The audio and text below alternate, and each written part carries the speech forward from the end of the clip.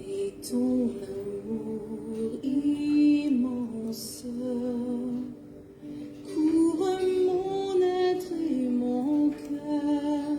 Veut t'adorer, Seigneur, veut t'adorer, Seigneur Jésus.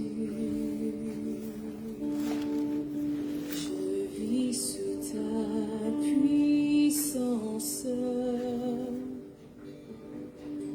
dans ton amour immense. Tu me remplis de ta joie, je m'abandonne à toi, je m'abandonne à toi, Jésus. Je viens dans ta présence et ton amour immense couvre mon être et mon cœur. Veut t'adorer, Seigneur, veut t'adorer, Seigneur Jésus.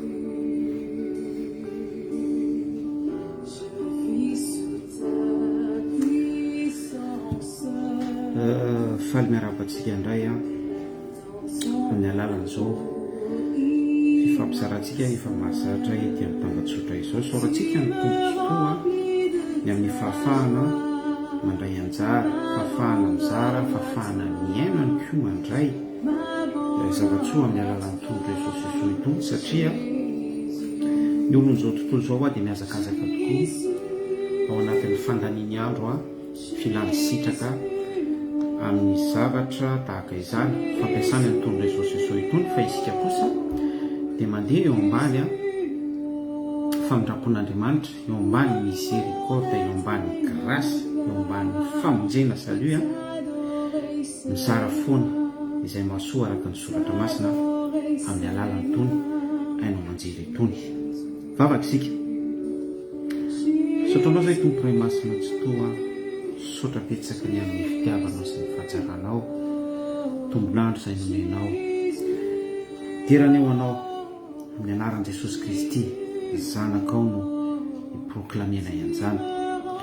Da io zao fotoan'izao Jesosy mba hoeniky ny fahajaranao, hiampitany ny fampianaranao ahafahanay mandray zava-tsoso zava-panahy avy aminao. Atolotray anao ny fonay, atolotray anao ny fotoana rehetra tompo, mba ho voninahitry ny anaranao irery ihany. Ny asan'ny fanaratsy tompo dia tiako sy roahako amin'ny anaranao mahery izany, tsy hanana anjara toerana ao anatin'ny fotoana rehetra, amin'ny anaran'i Jesosy Kristy, amen. Mamerina manonona ny fiarabana amintsika, mamerina manonona ny fiatanana amintsika rehetra. Eny ary tompoko, anio isika dia resaka lohahevitra anankiray araka ny fahitantsika eo amin'ny lohateny, dia mikasika ny tontolon'ny chirurgie estetika. Raha vao miresaka chirurgie estetika isika dia misy fanovana endrika ao anatin'izay, misy fanamboarana araka ny filany, misy famonoana sela, famelomana sela, misy transformation, misy endrika tiana apetraka araka ny sainana sy ny fietreretana ilain'ilay mpisitraka azy.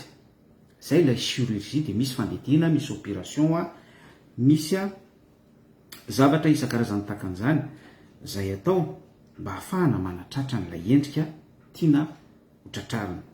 Hatreo dia misy zavatra ambara hoe matoy ny olona anankiray miditra amin'ny tontolon'ny chirurgie estetika dia misy zavatra tsy milamina ao, misy zavatra mampikorotana ny saina ao.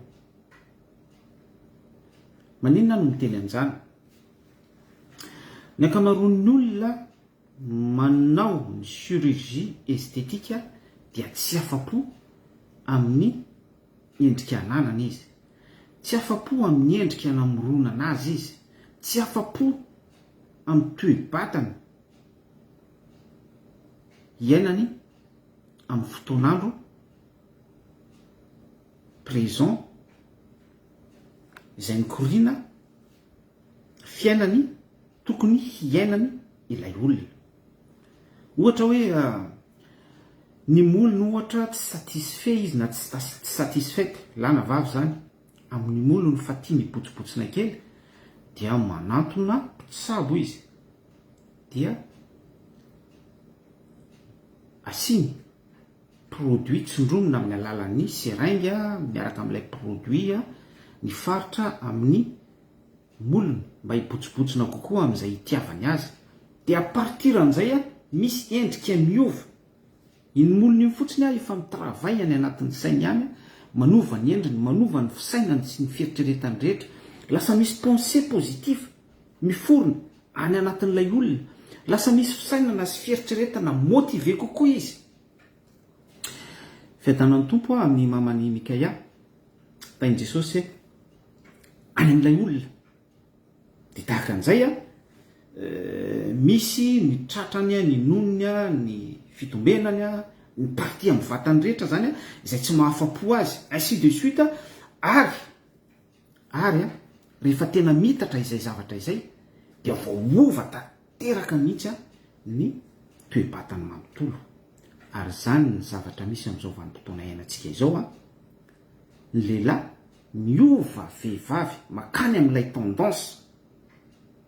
Ny vehivavy vonoiny avokoa ny tsirinaina ao anatiny ao, ny hormone izany izay mahavehivavy azy, tahaka an'izay koa ny lehilahy, satria misy obsession be da be mihitsy ao anatiny ao, misy zavatra manesika be azy mihitsy ao anatiny ao, izay le hoe aza mitsiriritra, mandika izany izy ao andidy folo, le hoe aza mitsiriritra, bravy an'izay linina rozy zay izy, dia miditra amin'ilay resaka chirurgie esthétique, dia lasa tonga any amin'ny tontolon'ny contre nature famoronana noforon'Andriamanitra izy ho lahy, fa noho ilay obsession ao anatiny,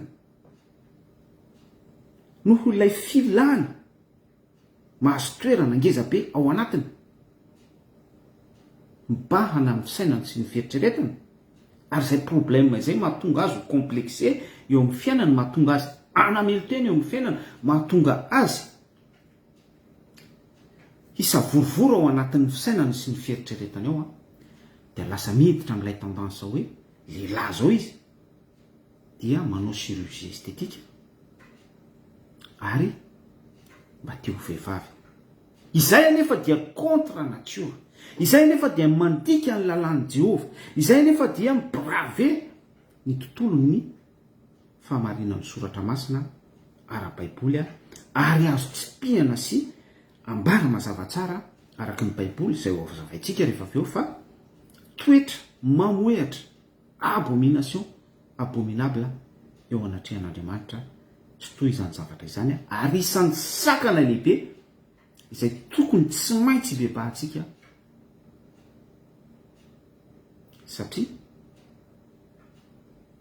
arak'izay nambarako izay hoe sakana lehibe izay, satria manda ny fahamarinan'ny soratra masina ary manakana an'Andriamanitra hiasa mirenonse mihitsy na azo ambara ihany koa hoe maka endrika blasphème, satria contre nature manohatra an'Andriamanitra tsy to, dia mahatonga ny olona anankiray tsy afaka izy mitafiditra amin'ny fanjakan'Andriamanitra. Misy esprit tahaka an'izao tao an-danitra tao, Satana dia mpidera, anjely izy, mpidera, mpiankohoka, mpamehy voninahitra an'Andriamanitra. Zay ny natiora nametrahan'Andriamanitra azy. Itokaka angamba isika hoe fa maninona inona midiran'izany amin'ity topika miraisitsika androany ity hoe chirurgie esthétique ity. Fa i Satana dia tsy satisfait izy tamin'izay toerana nametrahan'Andriamanitra tsy toa zay, tsy afa-po izy tamin'izay laharana, klasy, rang nomeny Jehova azy izay hoe ianao dia mpidera no toerana nametrahako anao. dia rehefa tsy afa-po tamin'izay izy dia nitsiriritra izy tao anatiny tao, namboly fisainana sy fieritreretana, obsession, fantasme, misaina sy mieritreritra izy tao anatiny tao hoe andeha za tsy hidirantsony fa ilay toeran' Jesosy Kristy mihitsy, ilay toeran'Andriamanitra tsy toy mihitsy no alaiko. Amin'izay deraderaina, amin'izay aklamena, amin'izay misy fanina be da be manaraka anay miankohoka eo anatrehako maître maître maître. Amin'izay tompony zao rehetra izao, amin'izay mpanjaka ny mpanjaka, tompony tompo, amin'izay tsy tompo. Zay le esprit tao an-danitra baopony Satana. Fa avy hatrany dia tsinjony Yahweh Elohim zay dia nazera ny ampahatelon'ny anjely Satana izany. Fa izay imazy zay ihany koa dia afaka akaparentsika tsara amin'ity puba ity hoe chirurgie estetika ity. Be da be ry havana ny olona no noforon'Andriamanitra tamin'ny endriny be da be ny olona no noforon'Andriamanitra tamin'ny endriny vehivavy, fa tsy afa-po amin'izany izy. Satria misy esprit, an'ilay esprit an'ny Satana pidera tsotra fotsiny tao an-danitra tao, fa tsy manaiky an'izay izy, tsy miaksepte an'izay izy, tsy miadmire an'izay endrika ny men'Andriamanitra azy izy, tsy ekeny zany, fa te anana sy te ho endrika hafa koatra ny efa endrika ny men'Andriamanitra azy izy, no ilay fisainana sy fieritreretana manandevo azy ao anatin'ny esprit. Zay no mahagravy ny olona manome poids betsaka ny tontolon'ny ara-tsaina ao amin'io resaka saina io, amin'io tontolon'ny âme io ao ny tena champ de bataille an'ny démonie. Ao izy no maka fanahy, ao izy no mametraka fitsirirítana, ao izy no mametraka fialonana, ao izy no mametraka zavatra maro isan-karazany ahafahan'ny olona anankiray mibraver ny interdiction ao amin'ny baiboly, ahafahan'ny olona anankiray mametraka ny toetra tahaka ny hoe fialonana, ny fitiavam-bola, ny orgueil, ny avinavina, ny fieremana sy ny sisa rehetra ao amin'io resaka saina io. Ary zay no nahatonga ny baiboly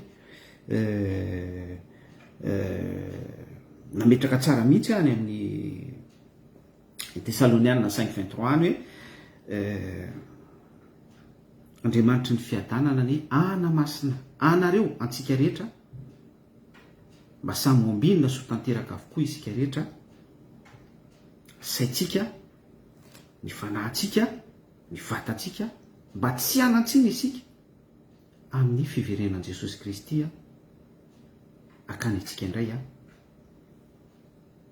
amin'ny voninahiny na tsy amin'ny voninahiny ihany koa. Amen. Amaky teny soratra masina vetivety any isika. Matthieu toko 7:10 andininy voalohany hatramin'ny 7:10. Vakinao zay somary lavalava le izy, fa fitiniko resaka transfiguration, fiovatare teo an-tendrombohitra. Nisy fotoana Jesosy Kristy naka ny Petera, Jakoba ary Jaona rahalahiny andeha hitokana hivavaka. Dia rehefa nioetiny ny mpianatra telo mirahalahy miakatra dimension izany, zay le hoe miakatra tendrombohitra. Ny tinambara amin'izay dia mitovitovy amin'ilay kahany Mosesy rehefa ho tolorana ny vato-fisaka, ho tolorany Jehova ny lalàna, dia nentin'Andriamanitra tsy toy izy ny sitaka tamin'ny vahoaka Israel. Zay le hoe dimension. Atreo dia misy lesona afaka tsoahantsika, izany hoe isika ihany koa zany dia misy fotoana itsika tsara manana ny initiativa miditra amina dimension ambonimbony kokoa, miala amin'ny sarabam-be-bahoaka. Zay la sarabam-be-bahoaka izay dia ny klasy ny izao tontolo izao. Raha ilay kisary hoe Mosesy dia io misy vahoaka Israel, vahoaka Hebreo, izay noentin'andriamanitra nyvoaka ny tany Ejipta fa ataoko sary hoe mbola mpinotsotra sy le sarababe bahoaka mpino karazam-piangonana à gauche à droite araka ny doktrinany sy ny fironany avy arak'izay maharesy lahatra azy fa eo dia misy Mosesy nalain'Andriamanitra tsotoa noentiny niakatra tany an-tendrombohitra ary rehefa tonga tany amin'ny tendrombohitra Oreba i Mosesy dia niova ny tarehany ary hitany zanak'Israely izay fahafatare izay hitany Josoa hitandreo izay nanana privilège nosokafan'Andriamanitra tsotoa ny masony ahitan'izay satria nisy an'ilay dimension miala tamin'ny toerana izao tontolo izao miakatra ambonimbony kokoa dia izay ihany koa ity Matthieu 7:1 hatramin'ny 7:10 anentanako anao hoe vakio ity misy zany fialantsika amin'ny toerantsika amin'ny maha mpanompo tsotsotra antsika dia mitokana mihitsy isika miaraka amin'i Jesosy Kristy izay tarian'ny fanan'Andriamanitra ny zanak'Andriamanitra dia miditra ao anatin'izay intimité izay fa ny zavatra ny seho teto amin'ity Matthieu 7:1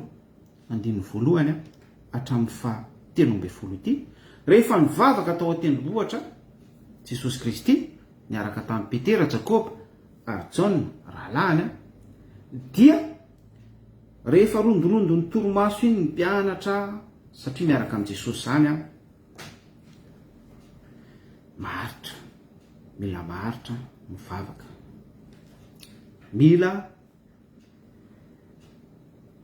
misy poatsara ny fandraisana anjara ao anatin'izany dia nisy amin'izay ny fiovantare tsy chirurgie esthétique satria ilay chirurgie esthétique dia miainga avy amin'ny filana miainga avy amin'ny fisainana sy ny fieritreretana izao tontolo izao ilay chirurgie esthétique dia hoe satria izaho tsy tiako ny endriko satria izaho misy complexe ao anatiko ao misy zavatra petraky ny satana petraky demony ao anatiko ao manimba ny fisainako sy ny fieritreretako izay eritreretiko fa fivoahana amin'ilay zavatra manandevo amin'ny ara-tsiko izay hitako fa tsy fijerin'Andriamanitra tsotoana mironany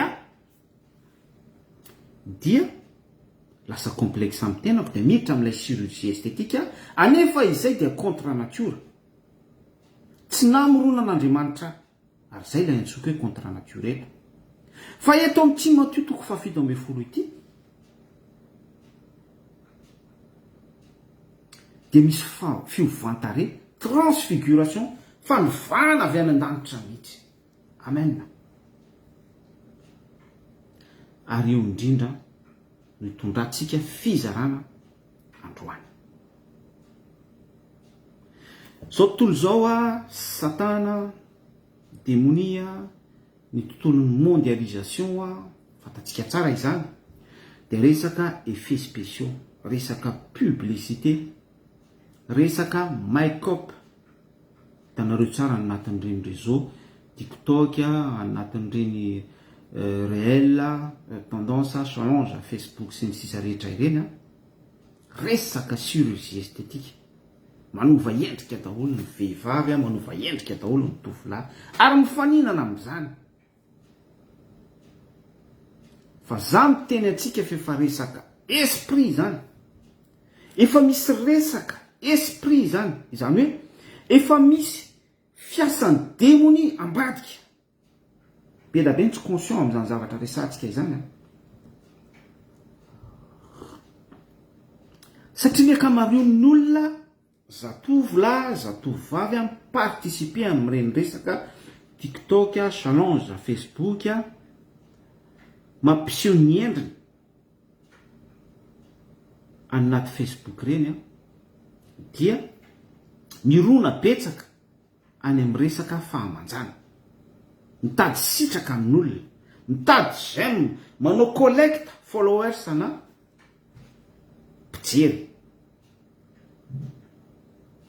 ary rehefa miakatra ny j'aime rehefa miakatra ny tehaka sy ny doka ao anaty commentaire dia misy an'ilay sentiment sy ilay émotion miedinedina any anaty any misy an'ilay fisainana sy fieritreretana toy ny hoe satisfaite mahazo toerana zay ilay esprit nitadiaviny satana tao an-danitra tao.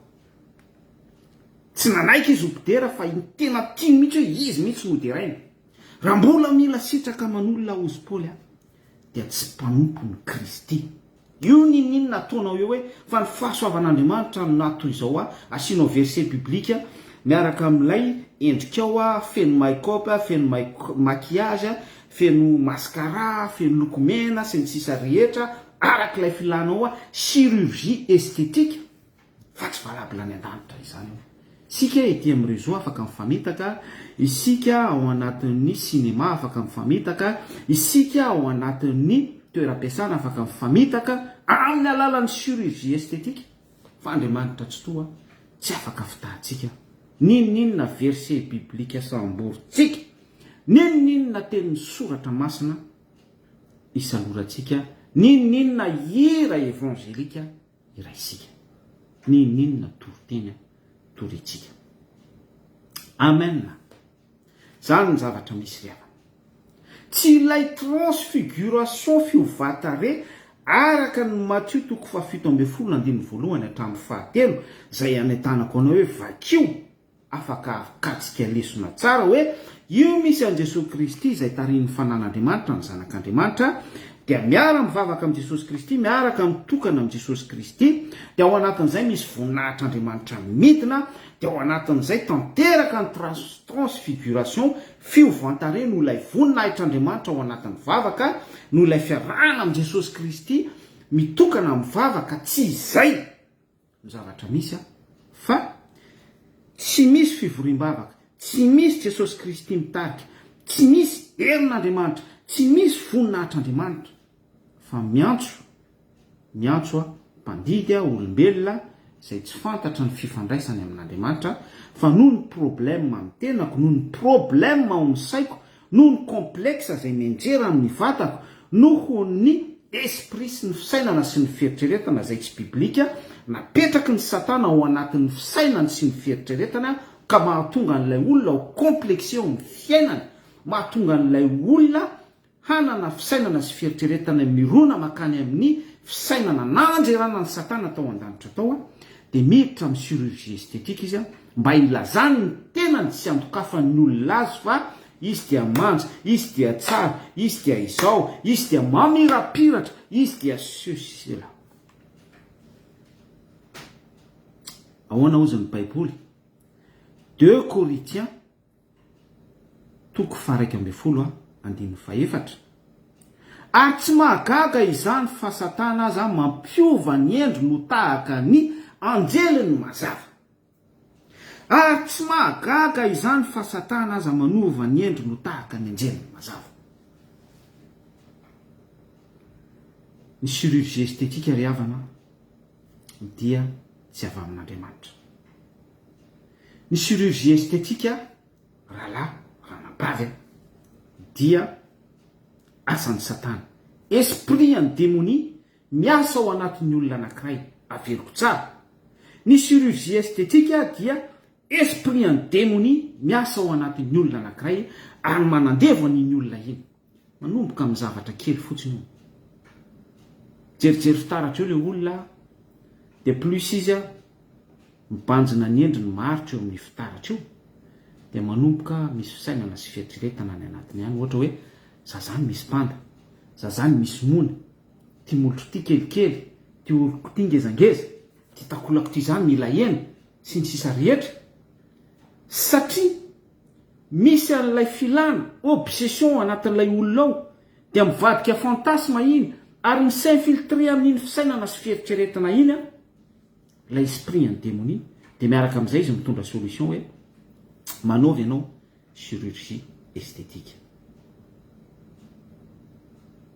Andriamanitra revana raha namorona antsika izy tao amin'ny sany tena, raha namorona asanao izy dia noforoniny isika tao anatin'ny perfection, satria ny tanany zao no namorona azy. Andriamanitra mijery atsika dia tsy mijery ivelana izy, tsy mijery mona izy, tsy mijery pandy izy, tsy mijery ny complexe atsika izy, tsy fisainan'Andriamanitra zany, tsy fieritreretan'Andriamanitra izany, arak'ilay efa nazavako teo fa avy amin'ny Satana izany. Matoa ny anjely no fonon'Andriamanitra ianao mpidera, dia izay no juste fantatr'Andriamanitra fa antonony sy feno tsara ho an'iny olona iny. Matoa izany no forony no lahy, dia izay no fantatr'Andriamanitra fa juste amin'ny lehilahy izany no forony. Dia tahaka an'izay ihany koa ny olona anankiray raha vehivavy dia fonon'Andriamanitra izy amin'ny mahavehivavy azy juste amin'izay hoe hormone vehivavy antonony tsara vehivavy ilay olona. Dia mety tena angamba isika hoe maninona no misy ny sembana, maninona no misy ny jamba, maninona no misy zavatra tsara fatatsika, dia rendretrarehetra reny no antsoina hoe effet cause ny fahotana tao amin'ny sahana tena. Voaozina ny tany no ianao, rehefa voaozina ny tany lay tany ambara eto, tsy tany ihany, le hoe naniry-tsilo lasa misy ny biby masika, lasa misy ny voankazo mangidy, voankazo mamy, tsy zany ihany, fa lay tany ambara eto dia isika olona ihany koa hoe voaozina ny tany no ianao. Maninona no miteny hoe isika olona ihany koa? Satria na mandinika isika ny tany io globe terrestre io eo amin'ny 75% eo dia rano avokoa. Malgré hoe miditra ao anatin'ny réchauffement climatique isika, tsy afaka lavina zany, fa ny scientifique miapprouvé an'izany hoe ny eo amin'ny 70% 75% ny globe terrestre dia rano avokoa. Fa ny tena tsika olombelona ihany koa eo amin'ny 70% eo 75% à 80 liquide rano avokoa. Raha vao tsy izay ny tena tsika olombelona dia misy tsy normal eo, misy déséquilibre ao. Amen. Voaozina ny tany no ianao, dia noho izay teny hoe voaozina ny tany izay dia nisy hery ihany koa noho ny fahatezeran'Andriamanitra, noho ny alahelo satria namitaka i Satana, namitaka ny Eva, ary avy eo Eva nakafana ny Adama.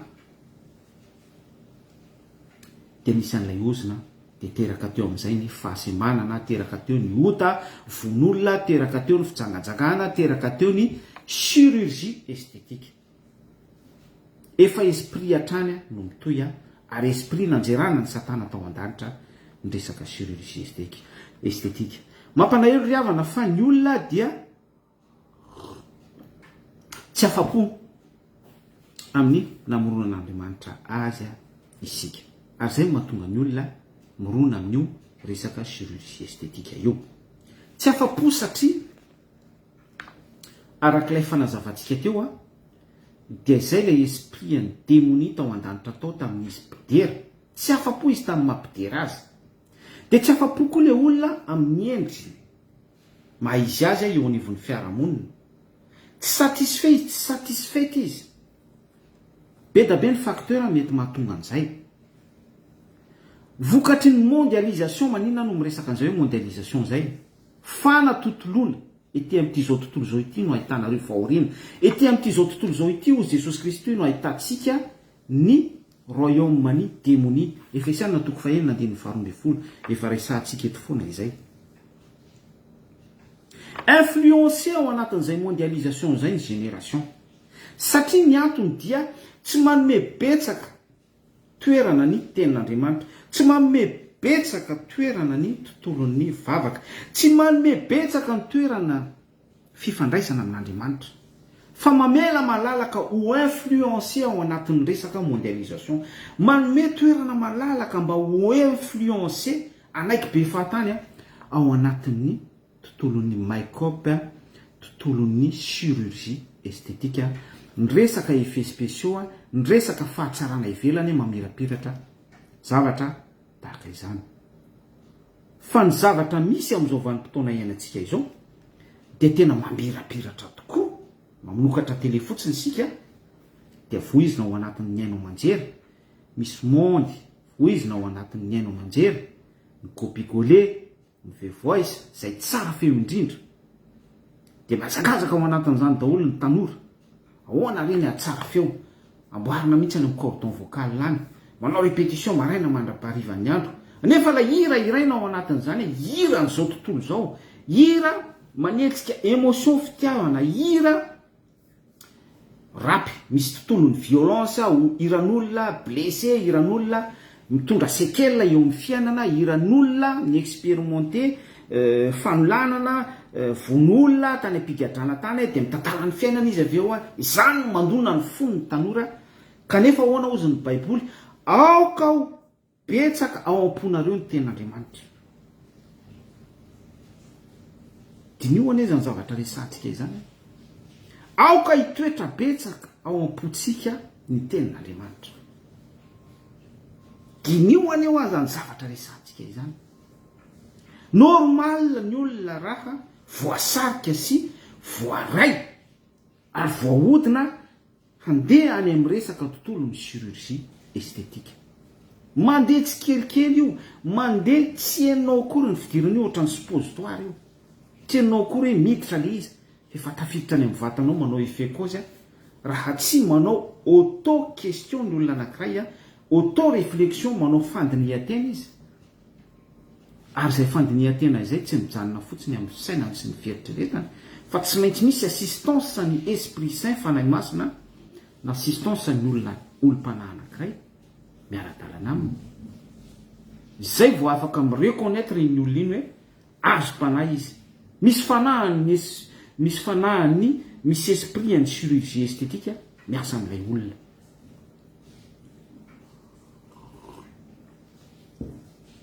Ary tsy mahagaga izany fa Satana aza mampiova ny endriny ho tahaka ny anjeliny mazava. Amin'izao vanim-potoana iainantsika izao dia matanjaka sy miamahazo vahana be io esprit ana chirurgie estetika io, ary mandrava génération, mandrava ny herin'ny filazantsara. Ny herin'ny filazantsara tsy rava fa ireo marefo sy tsy manana ny fiarovana. Ireo ataontsika hoe ao anaty faiblesse dia tsy ampy atelo ny démonie. Ary zay le ambara amin'ny any Petera hoe miambena mandrakariva fa ny devoly fahavaronareo dia merina tahaka ny liona ny tady izay arapany ary voarapaka daholo ireo rehetra tsy tsara fiorenana eo ambony fototra herin'ny filazantsara. Jesosy Kristy maty teo amin'ny hazo fijaliana, mandesan'izay fahafatesana izay mitsangana amin'ny voninahiny transfiguration, métamorphosé, voninahitra Andriamanitra tahaka an'ilay nivakitsika teo Matthieu 7:12 hatramin'ny 7:10. Transfiguration nisy an'ny Elisy Mosesy niseho ny apparaître atao anatin'izay transfiguration zay, imaziny lalàna sy ny mpaminany ihany koa. Misy tontolo ara-panahy be da be izany any amin'ny bokin'ny Luka 7:9 hatramin'ny 4:30 any ihany koa raha tsy diso misy an'izay resaka transfiguration zay. Asan'ny apôstôly 9 ihany koa 5 mamay indisy hatramin'ny 5:10 ny église primitive ary zareo helléniste jiosy ny teny grika nitoro ny filazantsara feno ny herin'Andriamanitra ary Stefana nibanjina ny lanitra nanonona ny anaran'i Jesosy Kristy, banjina ny herin'ny filazantsara, ny proclame an'izany herin'ny filazantsara izany fa na dia tao anaty persécution sy ny fitoram-bato ary izy transfiguré ny endriny, niova tahaka ny endrika anjery, voninahitra Andriamanitra. Tsy misy chirurgie estetika izany, tsy misy asa tanan'olombelona izany, tsy misy asa tanan'ny démonie izany, tsy misy asa tanana professeur ampiasain'ny démonie izany, tsy misy asa tanana mpandidy, mpanao estetika, esteticienne, agent Satana izany, fa tena tanan'Andriamanitra mihitsy no manova endrika an'ilay olona, satria hitantaratra ao anatin'ilay olona ny vokatry ny fanahy, hitantaratra ao anatin'ilay olona ary ny déporte ety ivelan'ilay hoe hazo tsara mamoa vo tsara. Luka 5:1. Tsy misy hazo tsara amoa vo ratsy zany. Luka 5:1 averiko tsara. Fa eto amin'ity cas Stefana ity Matthieu 7:10 ohatra ny raisitsika teo ihany koa Mosesy transfiguré izy niakatra tany an-tendrombohitra Horeba nitolorana ny vato fisaka satria niona tany Jehova dimension ambonimbony kokoa, dia ny tanan'Andriamanitra mihitsy no miasa ao anatin'izay satria misy an'ilay hazonaina velona ao anatin'ilay olona, tsy izao intsony ny velona ozy Paoly jesosy kristy ny velona to anatiko. Anio aho zany dia manao rapelina amitsika raha voaraintsika tsara ny afatra raha mandinika an'izany zavatra zaraintsika izany isika dia misy zavatra anankiroa: chirurgie estetika, asan'ny démonie, asan'ny satana, asan'ny devoly, ary misy ny transfiguration avy amin'Andriamanitra tsy to avy amin'i Jesosy. Paralelina ireo zavatra anankiroa ireo fa paradoxe, mirazotra ireo fa mivanohatra. Ilay chirurgie estetika dia usurpation an'ny satana, devoly no misambotra ny fiasan'Andriamanitra amin'ny olona anankiray mampiseho ny voninahitr'Andriamanitra ao amin'ny tenany olona anankiray. Io olona io dia mpamaky baiboly. Io olona io dia tsy mijanona fotsiny ihany amin'ny hoe mamaky baiboly fa mampiatra sy miaina izay voasoratra araka izay novakiny, araka ny fitarihan'ny fanamasina izay tarihin'ny fanan'Andriamanitra no zanak'Andriamanitra, araka ny recommandation takin'ny andriafy sy andrahona mitarihan'ny zanak'Israely hoe mifindra eto nareo, maketsy nareo, makatry nareo, izao no ataonareo, dia miteny ao anatin'ny rahona na ao anatin'ny hafa Jehova Andriamanitra tsy to, dia mibaiko amin'ny alalan'i Mosesy, dia manaraka ny vahoaka ary miara-miretina manao hoe izay rehetra teneninao, izay rehetra ambaranao, izay rehetra lazainao dia ekenay avokoa, ary ny vahoaka miara-miretina manao hoe amen. Manaiky mihitsy any anatin'ny fisainana sy ny fieritreretana lalina any fa tsy mijanona eto tendromolotra, arak'ilay faminaniana Isaia mpaminany hoe ity firenena ity dia manaja ahy amin'ny molony, tsy an'ilay izy. Eo izany arak'izay fanambarako izay ary venenako tsindrina tsara, araka ihany koa ny pratika mitondrahany Jesosy any Petera, Jakoba ary John, afaka hitondrahany ianao, afaka hitondrahany ihany koa. Transfiguration Matthieu 7:20, Luka 7:7 hatramin'ny 9:9-30. Afaka ho voaovany tarehantsika amirapiratra ho voninahitr'Andriamanitra, afaka ho vain'Andriamanitra ny lolopo, afaka ho vain'Andriamanitra ny rehaka ao anatintsika, afaka ho vain'Andriamanitra ny eboebo ao anatintsika, afaka ho vain'Andriamanitra ny zavatra rehetra tsy mifanaraka amin'ny sitrapon'Andriamanitra ao amin'ny tenantsika anankiray. Fa manaiky ve ianao, manaiky ve isika ho tarihin'ny fanamasina, manaiky ve isika anaraka izay voasoratra ary anao pratika izay rehetra ambara atao anatin'ny baiboly, manaiky ve isika fa Jesosy marina izay manana ny zanaka no manana ny fiainana, izay tsy manana ny zanaka no tsy manana ny fiainana fa ny fahatezerana no mitoetra ao anatiny. Manaiky an'izany ve isika? Mampanahelo ry havana ny mahita eto amin'ny firenentsika hoe ny volamena miporitsaka à gauche à droite. Mampanahelo ry havana ny zava-misy eto amin'ny firenena hoe fitiavana lehibe indrindra ety miakatra ity firenena ity, aza matahotra mino fotsiny ihany sy ny verset biblika isan-karazany. Jiosy ny malagasy, zao ny malagasy, tongotra vy, sahanideny sy ny sisa rehetra, resaka chirurgie estetika daholo zany. Izay ilay nambarantsika teo araka ny voasoratra amin'ny Korintiana 2 efa novakitsika teo 11:14. 2 Corinthiens 1:12 4:12. Ary tsy mahagaga izany fa satana aza mampiova ny endriny ho tahaka ny anjelany mazava. Vao tonga eo amin'ny fitondrana ary zareo dia mamorona mpaminany breziliana Joana, dia makamaka pilote izy dia manokatra baiboly izy dia manao référence biblika, dia Madagasikara ozy anafitra izao tontolo zao dia après 5 ans 6 ans après izy 3 ans 4 ans dia miteny fa aty amitsika ny mason'izao tontolo zao chirurgie estetika daholo zany.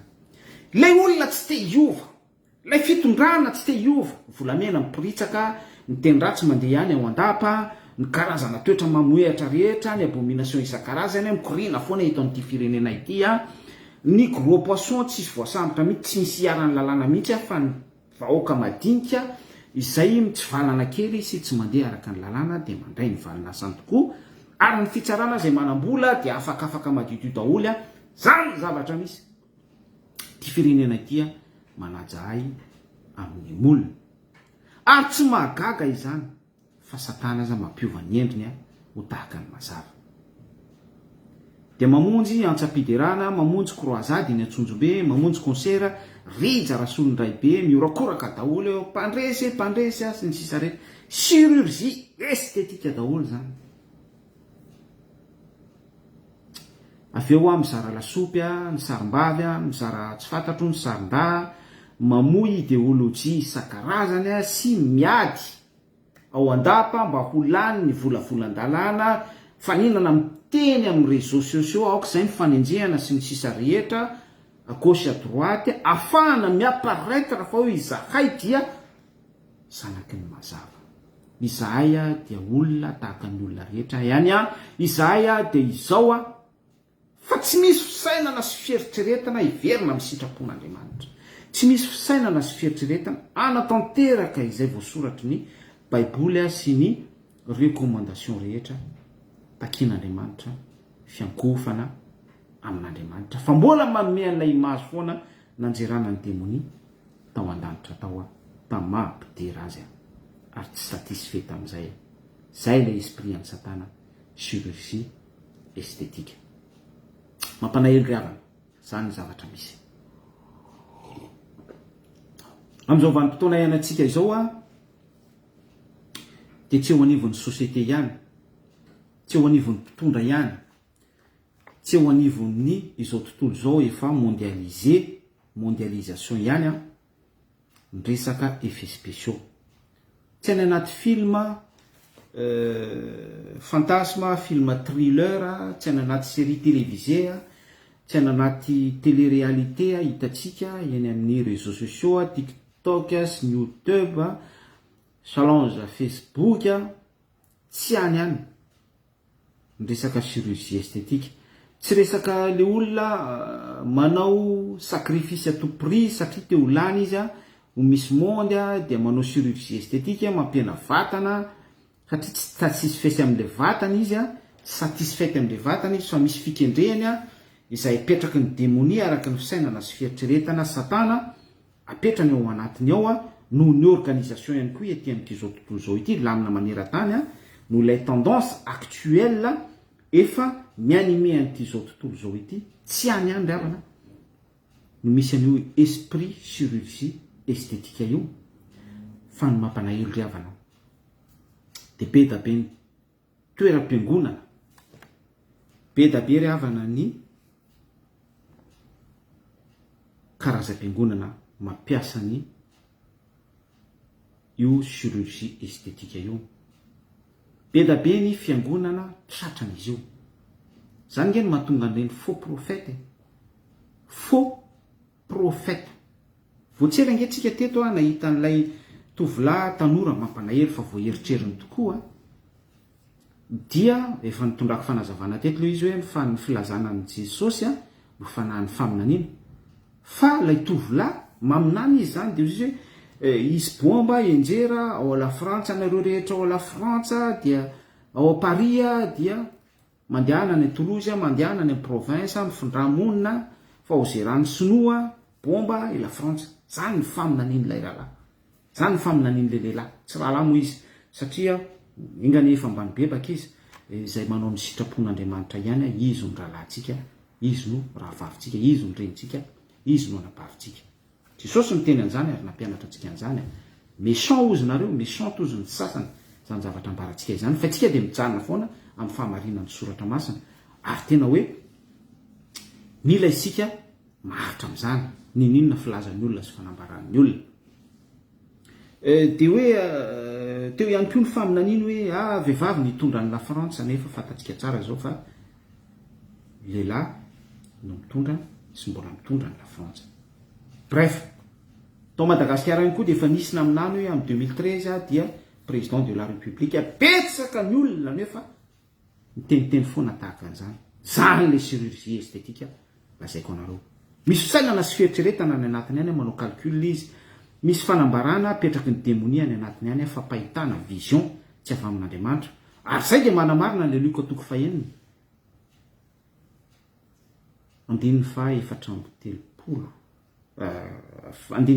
7 nambarantsika teo hoe hazo tsara mamovo tsara, hazo ratsy mamovo ratsy.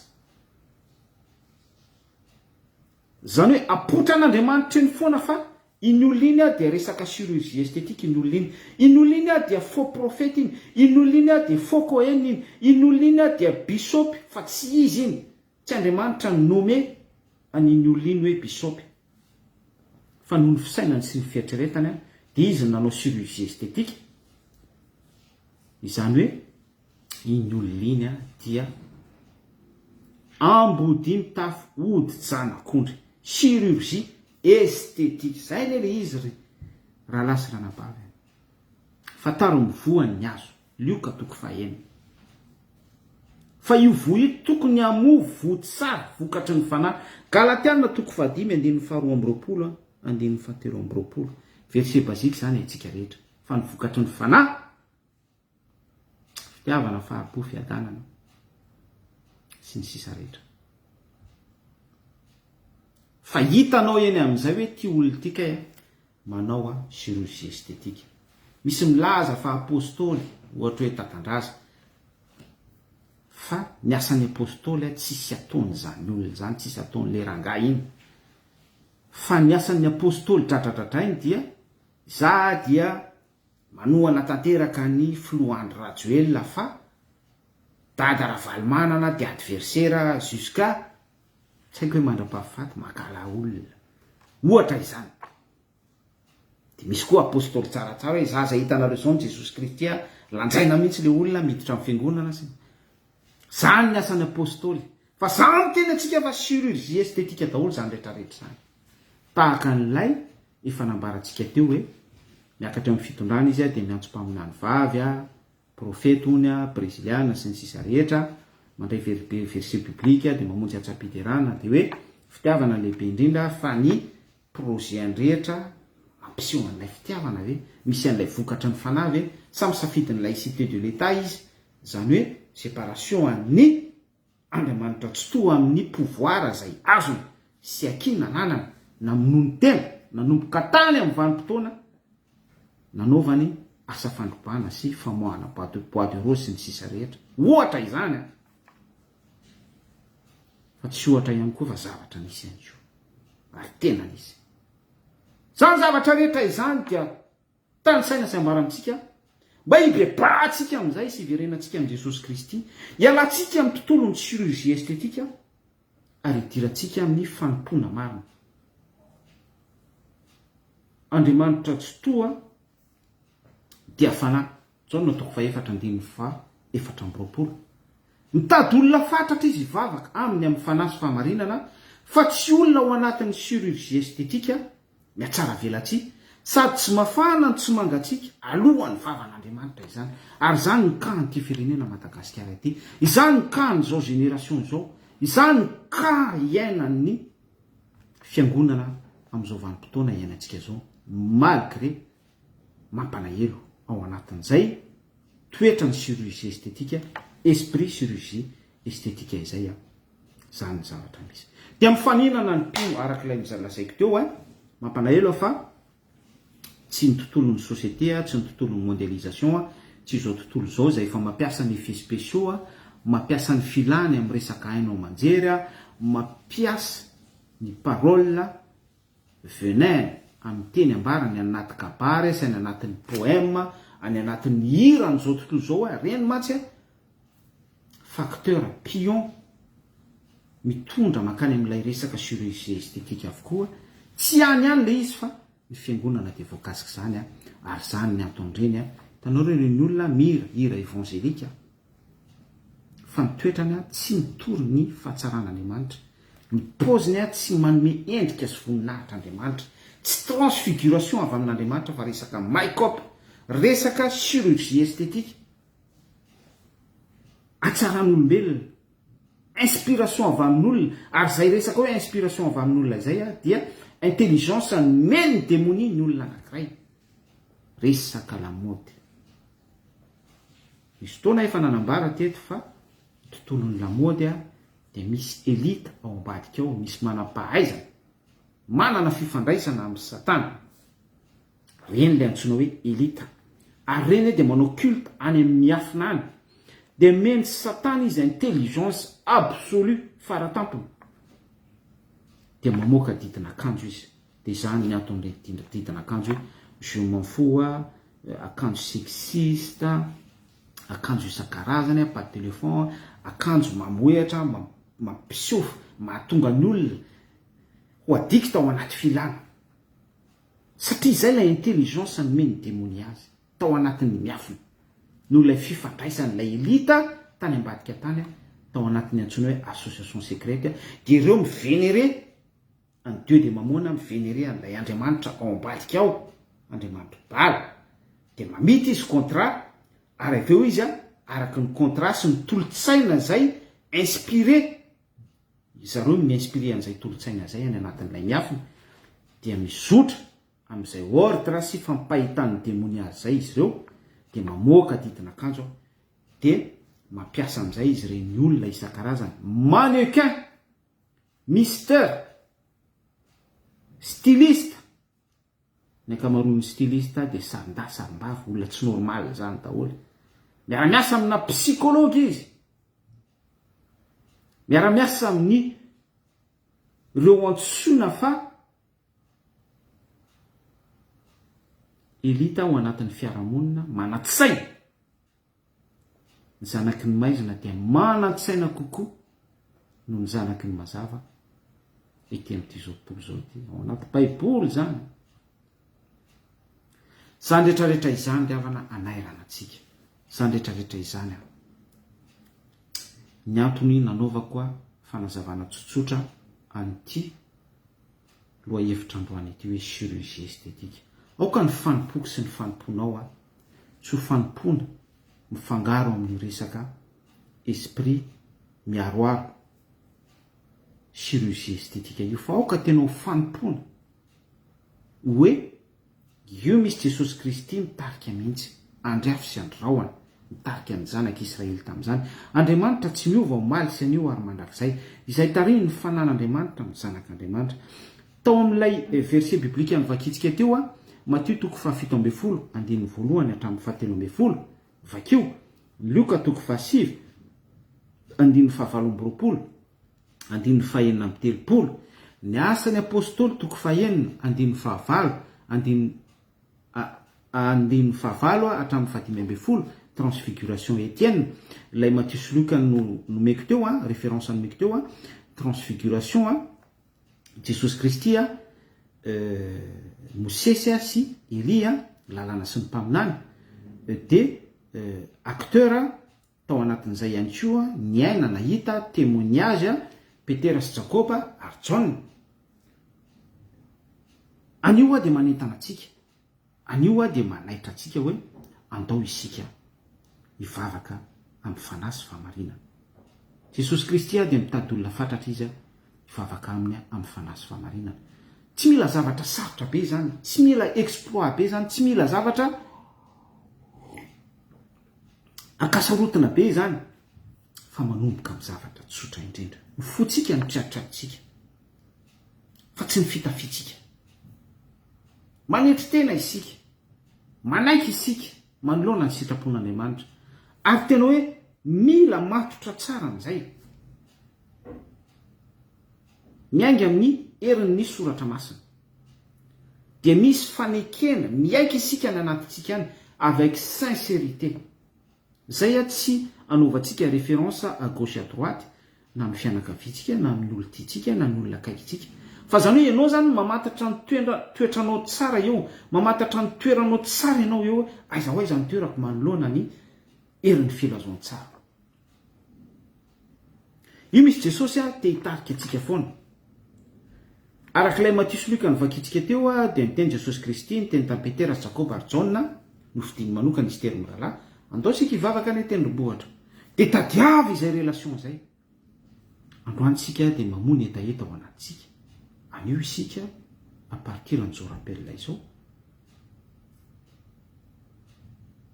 dia mamoa ny etaeta, voaziko ny etaeta atao anatiko ato hoe jesosy mba eto amin'ny dimension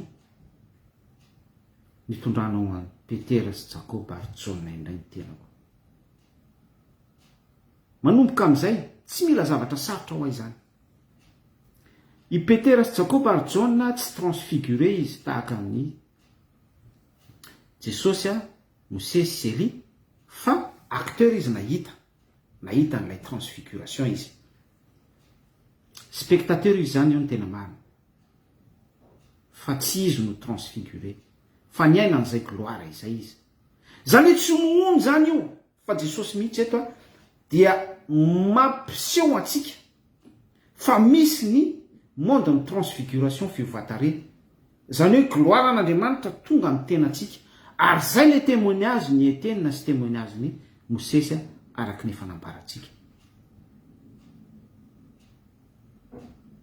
izay ihany koa dia azo ambara fa eto dia milaza n'ilay hoe manomboka amin'ny zavatra tsotra indrindra miala amintsika ny toetra ny fisotro toaka zavatra tsotra be zany resantsika izany miala amintsika ny toetra fitsiriritana miala atao anatintsika ny toetra rehetra fakamona amin'ny fanaovana ny sitrapon'Andriamanitra famakina baiboly ny mivavaka miala atao anatintsika ny toetra madinidinika alatra madinidinika ny fitsiriritana à gauche à droite ny mandaingandainga kely zany efa fiatombohana amin'ny antsoina hoe transfiguration satria ilay endrikitsika ilay toetratsika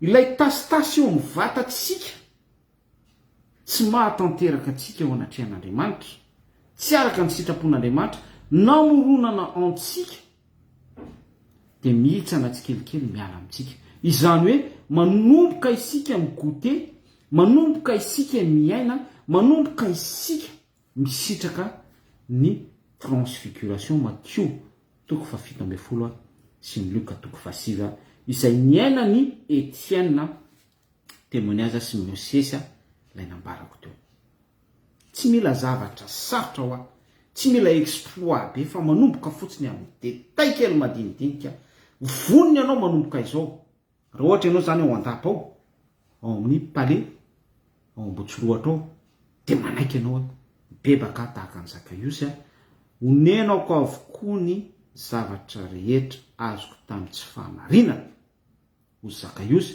onenako avy zato eny onenako 200 eny 300 eny mihoatra n'izany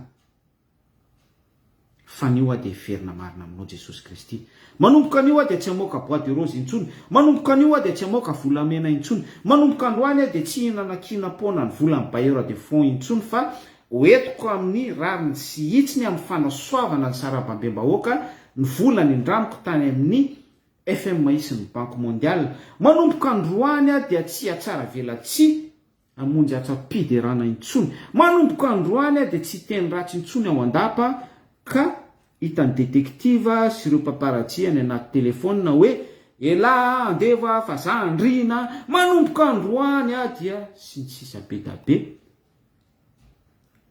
fa manomboka androany dia hiverina aminao Jesosy Kristy mamelany eloko manomboka androany tompo ray masina tsy to dia vonina tanteraka anokatra ny foko sy ny fisainako sy ny fieritreretako ary bebako avokoa ny zavatra rehetra tsy nety vitako tsy araka ny sitraponao natoko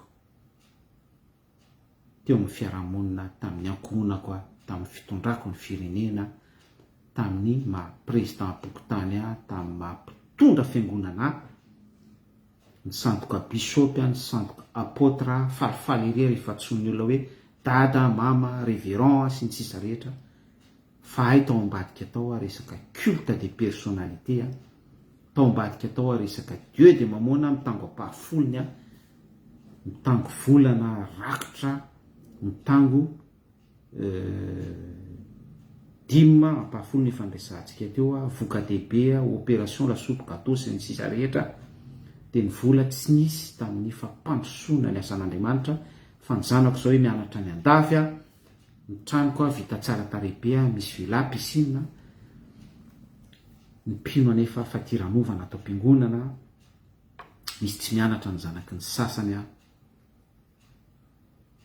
fa nola itoroteny a afangako a esprit chirurgie esthétique de resy rahatra ren'olona ireny voafitaka de manao sacrifice izy ao anatin'ny fahajambany a zay mazava ho azy fa tsy misy responsable any eo anatrehan'Andriamanitra fa izy raha voafitaka Andriamanitra te hanafaka azy fa izany mpamitaka ibebahako anatrehanao zany Jesosy a hovay a aronerako afolo eny afizato eny a zavatra rehetra nalaiko tamin'ny tsy marina manomboka androany a de hiala amin'ny TikTok a hiala amin'ny mifaninana manjamanja any anatin'ny télé-réalité a sy any anatin'ny challenge Facebook rehetra any ny crèche ny porti-porta sy ny sisa rehetra fitiavana vola fa hiverina marina aminao a Jesosy Kristy hialako tanteraka ny tontolon'ny chirurgie esthétique fa hiverina hiditra ao anatin'ny fivavahana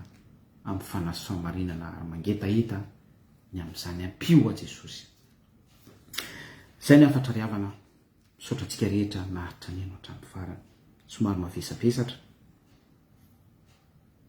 na de tsy de zava-panahy loatra ary fa misaotra ny tompontsika afaka ny eno sy nandray a an'izany rehetrarehetra izany vonahitra ho anao raitsotoa de misaotra anao izahay ny amin'ny zavatra rehetra voambara indray tamin'ity andronio ity chirurgie esthétique araka ny fanambarana rehetra tompo dia mitafy izao tontolo izao izahay fa tsy mitafy anao mibebaka izay eto anoloanao ary mifona amin'ny anaran'i Jesosy Kristy zanakao Diovy izay tompo ho afampahotana sasao hafakeloko miaiky ny fahotana izay miaiky ny fahadisoana izay fa miaina tokoa chirurgie esthétique miaina mondialisation miaina make-up miaina TikTok be izahay miaina zavatra izao tontolo izao izahay fa tsy miaina ny soratra masina tsy miara-miaina aminao ary tsy manaiky ny tarehinao mibebaka sy mivaly ao anatrehanao zay Jesosy hiverinindalana aminao indray izahay raiso ny fifonanay avereno amin'ny lala mahitsy soratra masina ianao zay tomporay masina tsy to vonjeo izahay ho afaka amin'ny fahotanay manampianay Jesosy voninahitra manao raitsy toa amin'ny anaran'i Jesosy Kristy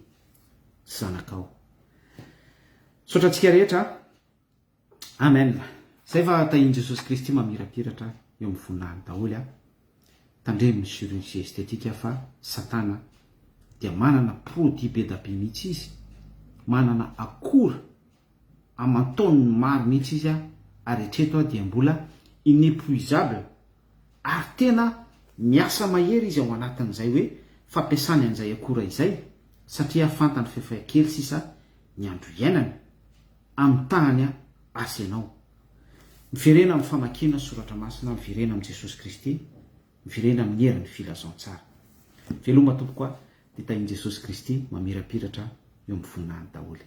Brasoa